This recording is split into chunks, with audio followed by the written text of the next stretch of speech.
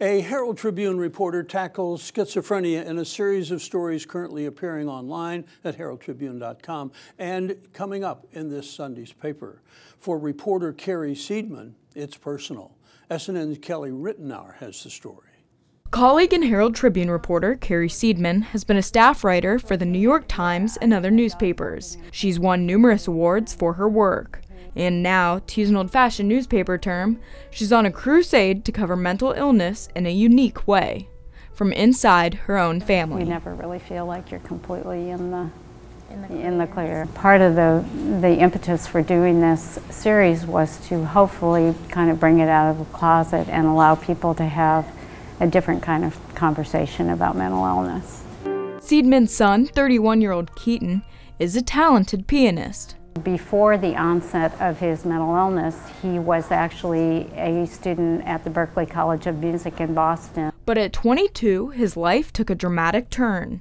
He was diagnosed with schizophrenia, a mental illness that Seidman says isn't talked about enough. We don't talk about some people with these illnesses, or we use euphemisms like, well, you know, they had a nervous breakdown, which is not an accurate description. Seidman says it's hard to get people to talk openly about the illness due to the stigma. I actually had 2 other people who I had begun working on with when I started the story, and both of them backed out. Seidman's hope for the future is that more people, like her son, will start openly talking about mental illness and removing some of the stigma. I give him a lot of credit, and also the other young man who is part of the story, Patrick O'Keefe, because they were brave enough to allow their stories to be told and their pictures to be used. Reporting in Sarasota County, Kelly Rittenauer, SNN, the Suncoast News Network.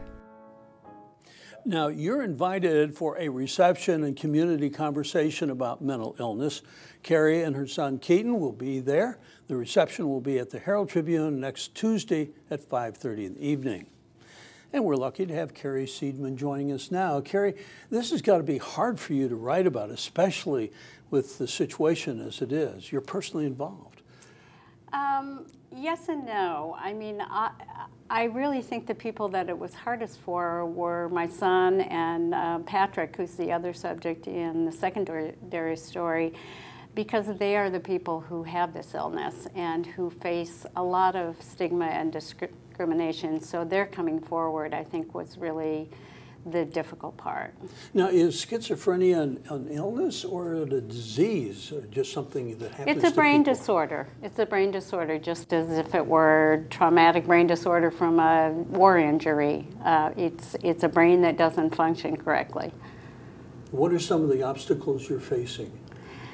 There are tremendous obstacles for people who have schizophrenia, from inadequacies in the healthcare system to challenges in the legal system, to probably the biggest one is the stigma in society about the illness, because people tend to think that anyone with schizophrenia is violent and dangerous and, you know, volatile.